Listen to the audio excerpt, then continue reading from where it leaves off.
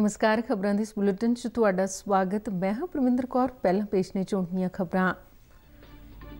प्रधानमंत्री नरेंद्र मोदी अज video conference राही 450 kilometre लंबी Kochi Mangaluru CNG pipeline राष्ट्र नूं समर्पित करनगे। केंद्र सरकार वालों सूबਿਆਂ ਦੇ GST मालीए ਦੇ घाटे की पूर्ति ਲਈ 6000 करोड़ रुपए की हफ्तावारी किश्त जारी। केंद्रीय मंत्री डॉक्टर जितेंद्र सिंह ने कहा कि पुलाड़ खेतर में आत्म निर्भर भारत को प्रफुल्लित करने लिए इसरो वालों प्राइवेट सैक्टर नाल हथ मिलाया जाएगा।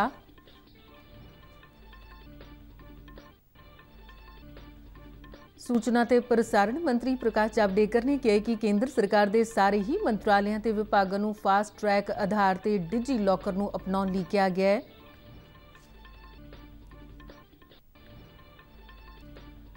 केंद्र सरकार की अटल पेंशन योजना तहत हुण तक 3.25 करोड़ लाभार्थियों को शामिल किया गया। ते हुण खबरां विस्तार नाल। प्रधानमंत्री नरेंद्र मोदी अज वीडियो कानफ्रेंस राही 450 किलोमीटर लंबी कोची मंगलुरु CNG पाइपलाइन राष्ट्र को समर्पित करनगे।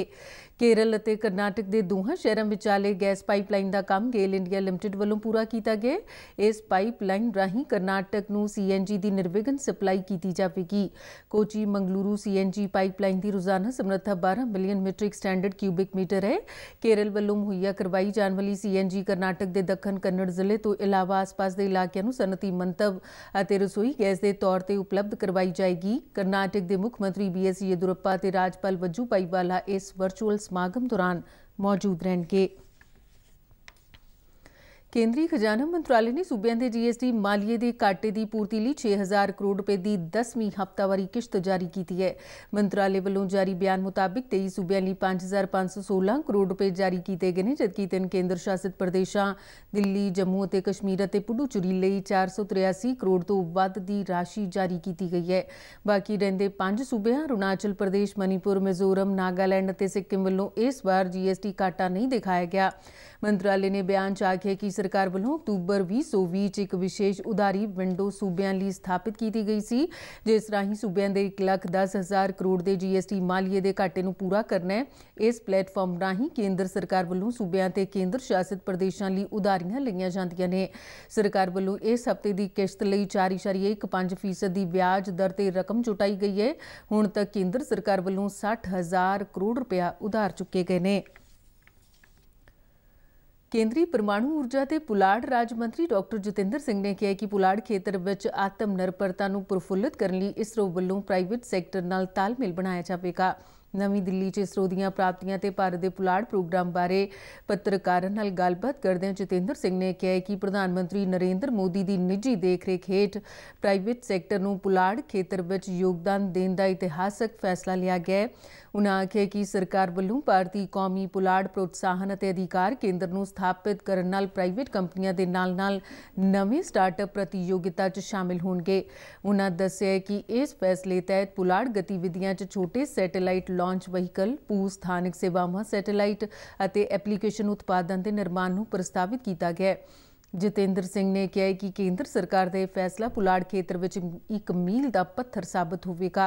उन्होंने कहा कि देश दी प्राइवेट उम्मीदवार कंपनियों वालों इस फैसले का स्वागत किया गया तो 25 तो वध सनतां वालों सरकार के दिशा निर्देशों मुताबिक पुलाड़ विभाग नाल संपर्क किया गया। जितेंद्र सिंह ने कहा कि पिछले 6 सालों दौरान पुलाड़ तकनोलॉजी को बुनियादी ढांचे के ਵੱਖ-ਵੱਖ खेतरों तक ਵਧਾਇਆ गया और नाल ही इसकी वरतों नागरिकों के जीवन पद्धर को उच्चा चुकने लिए की जा रही है। उन्होंने आख्या कि मौजूदा समय पुलाड़ ते सैटेलाइट तैक्नोलॉजी की वरतों रेलवे, सड़क और पुल उसारी, खेतीबाड़ी सैक्टर, मकान उसारी और टैलीमैडिसन तो इलावा आफत प्रबंधन और मौसम भविष्यवाणी लई की जा रही है। सूचना ते प्रसारण मंत्री प्रकाश जावड़ेकर ने कहा कि केंद्र सरकार के सारे ही मंत्रालयों के विभागों को फास्ट ट्रैक आधार पर डिजी लॉकर को अपनाने लिए आख्या गया है। जावड़ेकर ने ट्वीट करदे कहा कि सरकार नागरिकों लिए निर्विघन ढंग नाल सेवा मुहैया कराउण वल अगे वध रही है, जिस लिए सरकार वालों घट्टो घट्ट सरकार और वध तो वध गवर्नेंस के दृष्टिकोण को आधार बनाया गया है। जावड़ेकर ने कहा कि सरकार वालों 1 जनवरी तो नवे दस्तावेज जारी करन और 45 सारियां कामकाजी ਪ੍ਰਣਾਲੀਆਂ ਨੂੰ ਡਿਜੀ ਲੋਕਰ ਨਾਲ ਜੋੜਨ ਦਾ ਫੈਸਲਾ ਕੀਤਾ ਗਿਆ ਹੈ। ਪ੍ਰਸ਼ਾਸਨਿਕ ਸੁਧਾਰ ਅਤੇ ਜਨਤਕ ਸ਼ਿਕਾਇਤਾਂ ਬਾਰੇ ਵਿਭਾਗ ਵੱਲੋਂ ਜਾਰੀ ਮੈਮੋਰੈਂਡਮ ਮੁਤਾਬਿਕ ਇਲੈਕਟ੍ਰੋਨਿਕ ਅਤੇ ਸੂਚਨਾ ਮੰਤਰਾਲੇ ਅਧੀਨ ਕੌਮੀ ਗਵਰਨੈਂਸ ਡਿਵੀਜ਼ਨ ਦੀ ਡਿਜੀ ਲੋਕਰ ਟੀਮ ਵੱਲੋਂ ਇਸ ਨੂੰ ਅਪਣਾਏ ਜਾਣ ਸੰਬੰਧੀ ਲੋੜੀਂਦੀ ਤਕਨੀਕ ਸਹਾਇਤਾ ਅਤੇ ਲੌਜਿਸਟਿਕ ਸਹਿਯੋਗ ਮੁਹੱਈਆ ਕਰਵਾਇਆ ਜਾਵੇਗਾ। ਭਾਰਤੀ ਜਨਤਾ ਪਾਰਟੀ ਨੇ ਵਿਰੋਧੀ ਧਿਰ ਵੱਲੋਂ ਕੋਵਿਡ ਦੇ ਟੀਕਿਆਂ ਨੂੰ ਵਿਕਸਿਤ ਕਰਨ ਤੇ ਕੀਤੀ ਜਾ ਰਹੀ ਸਿਆਸਤ ਦੀ ਕਰੜੀ ਨਿੰਦਾ ਕੀਤੀ ਹੈ। ਨਵੀਂ ਦਿੱਲੀ 'ਚ ਇੱਕ ਪ੍ਰੈਸ ਕਾਨਫਰੰਸ ਦੌਰਾਨ ਪਾਰਟੀ ਦੇ ਬੁਲਾਰੇ ਸੰਬਿਤ ਪਾਤਰਾ ਨੇ ਆਖਿਆ ਕਿ ਕੋਰੋਨਾ ਵੈਕਸੀਨ ਨੂੰ ਲੈ ਕੇ ਵਿਰੋਧੀਆਂ ਵੱਲੋਂ ਕੀਤੀ ਜਾ ਰਹੀ ਰਾਜਨੀਤੀ ਦੁਖਦਾਈ ਹੈ। ਉਨ੍ਹਾਂ ਕਿਹਾ ਕਿ ਪਾਰਟੀ ਪ੍ਰਧਾਨ JP ਨੱਡਾ ਵੱਲੋਂ ਕਾਂਗਰਸ ਅਤੇ ਹੋਰਨਾਂ ਵਿਰੋਧੀ ਪਾਰਟੀਆਂ ਨੂੰ ਸਕਾਰਾਤਮਕ ਰਵੱਈਆ ਅਪਣਾਉਣ ਦੀ ਅਪੀਲ ਕੀਤੀ ਗਈ ਹੈ। ਉਨ੍ਹਾਂ ਆਖਿਆ ਕਿ ਕੁਝ ਪਾਰਟੀਆਂ ਇਸ ਮੁੱਦੇ ਨੂੰ ਆਪਣੇ ਅੰਦਰੂਨੀ ਹਿੱਤਾਂ ਦੀ ਪੂਰਤੀ ਲਈ ਵਰਤਣਾ ਚਾਹੁੰਦੀਆਂ ਨੇ। ਪਾਤਰਾ ਨੇ ਕਿਹਾ ਕਿ ਕੋਰੋਨਾ ਵੈਕਸੀਨ ਨੂੰ ਵਿਕਸਿਤ ਕਰਨ 'ਚ ਦੇਸ਼ ਦੀ ਇਤਿਹਾਸਕ ਪ੍ਰਾਪਤੀ ਵਿਰੋਧੀਆਂ ਤੋਂ ਹਜ਼ਮ ਨਹੀਂ ਹੋ ਰਹੀ। ਕੇਂਦਰ ਸਰਕਾਰ ਦੀ ਅਟਲ ਪੈਨਸ਼ਨ ਯੋਜਨਾ 'ਚ ਹੁਣ ਤੱਕ ਪੌਣੇ 3 ਕਰੋੜ ਲਾਭਪਾਤਰੀਆਂ ਨੂੰ ਸ਼ਾਮਿਲ ਕੀਤਾ ਜਾ ਚੁੱਕਾ ਹੈ। ਮਾਲੀ ਸਾਲ 2020-21 ਦੌਰਾਨ 52 ਲੱਖ ਤੋਂ ਵੱਧ ਨਵੇਂ ਲਾਭਪਾਤਰੀਆਂ ਨੂੰ ਅਟਲ ਪੈਨਸ਼ਨ ਯੋਜਨਾ ਦਾ ਹਿੱਸਾ ਬਣਾਇਆ ਗਿਆ ਹੈ। ਇਸ ਯੋਜਨਾ ਰਾਹੀਂ ਕੇਂਦਰ ਸਰਕਾਰ ਵੱਲੋਂ ਲਾਭਪਾਤਰੀਆਂ ਨੂੰ 60 ਸਾਲ ਦੀ ਉਮਰ ਪੂਰੀ ਹੋਣ ਤੇ ਘੱਟੋ-ਘੱਟ ਪੈਨਸ਼ਨ ਦੀ ਸੁਵਿਧਾ ਦਿੱਤੀ ਜਾਂਦੀ ਹੈ ਤੇ ਲਾਭਪਾਤਰੀ ਦੀ ਮੌਤ ਤੋਂ ਬਾਅਦ ਉਸ ਵੱਲੋਂ ਨਾਮਜ਼ਦ ਕੀਤੇ ਵਿਅਕਤੀ ਨੂੰ ਯੋਜਨਾ ਦਾ ਲਾਭ ਦਿੱਤਾ ਜਾਂਦਾ ਹੈ। ਕੋਵਿਡ-19 ਮਹਾਮਾਰੀ ਦੌਰਾਨ ਇਸ ਮਾਲੀ ਵਰ੍ਹੇ 'ਚ 52 ਲੱਖ ਨਵੇਂ ਲਾਭਪਾਤਰੀਆਂ ਨੂੰ ਸ਼ਾਮਿਲ ਕੀਤਾ ਜਾਣਾ ਸਰਕਾਰ ਦੀ ਲੋਕਾਂ ਪ੍ਰਤੀ ਵਚਨਬੱਧਤਾ ਨੂੰ ਦਰਸਾਉਂਦਾ ਹੈ। ਇਸ ਯੋਜਨਾ ਤਹਿਤ ਸਭ ਤੋਂ ਵੱਧ ਲਾਭਪਾਤਰੀਆਂ ਨੂੰ ਭਾਰਤੀ ਸਟੇਟ ਬੈਂਕ ਵੱਲੋਂ ਸ਼ਾਮਿਲ ਕੀਤਾ ਗਿਆ ਹੈ। ਕੇਂਦਰੀ ਖੇਡ ਮੰਤਰੀ ਕਿਰਨ ਰਿਜੀਜੂ ਨੇ ਬੀਤੇ ਦਿਨੀ ਸ਼ਿਲੌਂਗ 'ਚ ਅਸਮ ਰਾਈਫਲਜ਼ ਪਬਲਿਕ ਸਕੂਲ ਦੀ ਸ਼ੁਰੂਆਤ ਕੀਤੀ। ਖੇਡ ਮੰਤਰਾਲੇ ਵੱਲੋਂ ਜਾਰੀ ਬਿਆਨ ਮੁਤਾਬਿਕ ਇਸ ਸਕੂਲ ਨੂੰ ਖੇਲੋ ਇੰਡੀਆ ਸਪੋਰਟਸ ਸਕੂਲ ਦੇ ਤੌਰ ਤੇ ਮਾਨਤਾ ਦਿੱਤੀ ਗਈ ਹੈ। ਮੌਜੂਦਾ ਸਮੇਂ ਦੇਸ਼ ਭਰ 'ਚ 9 ਖੇਡ ਸਕੂਲ ਨੇ, ਜਿਨ੍ਹਾਂ ਵਿੱਚੋਂ 5 ਰੱਖਿਆ ਤੇ ਪੈਰਾਮਿਲਟਰੀ ਫੋਰਸਾਂ ਵੱਲੋਂ ਚਲਾਏ ਜਾਂਦੇ ਨੇ। ਉੱਤਰ ਪੂਰਬੀ ਖੇਤਰ ਵਿੱਚ ਖੇਲੋ ਇੰਡੀਆ ਤਹਿਤ ਅਸਮ ਰਾਈਫਲਜ਼ ਪਬਲਿਕ ਸਕੂਲ ਇਸ ਪ੍ਰਕਾਰ ਦਾ ਪਹਿਲਾ ਸਕੂਲ ਹੈ। ਕੇਂਦਰ ਸਰਕਾਰ ਵੱਲੋਂ ਇਸ ਸਕੂਲ 'ਚ ਦਾਖਲਾ ਲੈਣ ਵਾਲੇ ਹੁਨਰਮੰਦ ਖਿਡਾਰੀ ਵਿਦਿਆਰਥੀ ਦਾ ਸਿੱਖਿਆ, ਰਹਿਣ ਸਹਿਣ, ਖਾਣ ਪੀਣ ਅਤੇ ਖੇਡਾਂ ਸੰਬੰਧੀ ਗਤੀਵਿਧੀਆਂ ਦਾ ਖਰਚਾ ਸਹਿਣ ਕੀਤਾ ਜਾਵੇਗਾ। ਇਹਨਾਂ ਖੇਲੋ ਇੰਡੀਆ ਖੇਡ ਸਕੂਲਾਂ ਦਾ ਮਕਸਦ ਖੇਡਾਂ ਦਾ ਸਿੱਖਿਆ ਨਾਲ ਸਹੀ ਤਾਲਮੇਲ ਬਣਾਉਣਾ ਹੈ ਅਤੇ ਇਸ ਦੇ ਨਾਲ ਹੀ ਦੇਸ਼ 'ਚ ਖੇਡ ਹੁਨਰ ਨੂੰ ਬਿਹਤਰ ਬਣਾਉਣਾ ਤੇ ਸਾਜ਼ਗਾਰ ਮਾਹੌਲ ਸਿਰਜਣਾ ਹੈ। ਅਸਮ ਰਾਈਫਲਜ਼ ਪਬਲਿਕ ਸਕੂਲ ਦੀ ਸਥਾਪਤੀ ਨਾਲ ਉੱਤਰ ਪੂਰਬ ਖੇਤਰ ਦੇ ਪੇਂਡੂ ਅਤੇ ਕਬਾਇਲੀ ਇਲਾਕਿਆਂ ਦੇ ਨੌਜਵਾਨਾਂ ਨੂੰ ਖੇਡਾਂ ਨਾਲ ਜੋੜਨ ਦਾ ਮੌਕਾ ਮਿਲੇਗਾ। ਤੇ ਬੁਲੇਟਿਨ ਦੇ ਅਖੀਰ ਵਿੱਚ ਚੋਣਵੀਆਂ ਖਬਰਾਂ ਇੱਕ ਵਾਰ ਫਿਰ ਤੋਂ। ਪ੍ਰਧਾਨ ਮੰਤਰੀ ਨਰਿੰਦਰ ਮੋਦੀ ਅੱਜ ਵੀਡੀਓ ਕਾਨਫਰੰਸ ਰਾਹੀਂ 450 ਕਿਲੋਮੀਟਰ ਲੰਬੀ ਕੋਚੀ ਮੰਗਲੁਰੂ CNG ਪਾਈਪਲਾਈਨ ਰਾਸ਼ਟਰ ਨੂੰ ਸਮਰਪਿਤ ਕਰਨਗੇ।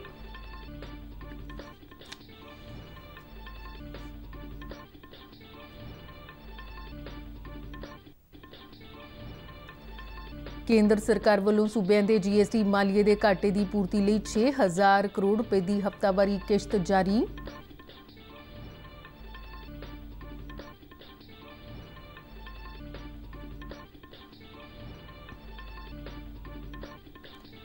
ਕੇਂਦਰੀ ਮੰਤਰੀ ਡਾਕਟਰ ਜਤਿੰਦਰ ਸਿੰਘ ਨੇ ਕਿਹਾ ਹੈ ਕਿ ਪੁਲਾੜ ਖੇਤਰ ਵਿੱਚ ਆਤਮ ਨਿਰਭਰ ਭਾਰਤ ਨੂੰ ਪ੍ਰਫੁੱਲਿਤ ਕਰਨ ਲਈ ਇਸਰੋ ਵੱਲੋਂ ਪ੍ਰਾਈਵੇਟ ਸੈਕਟਰ ਨਾਲ ਹੱਥ ਮਿਲਾਇਆ ਜਾਵੇਗਾ।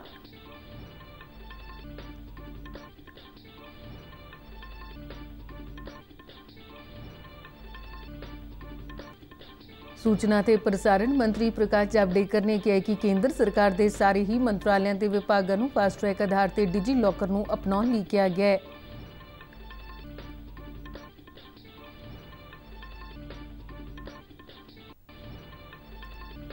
केंद्र सरकार की अटल पेंशन योजना तहत हुण तक पौने 3 करोड़ लाभपात्रियों को शामिल किया गया।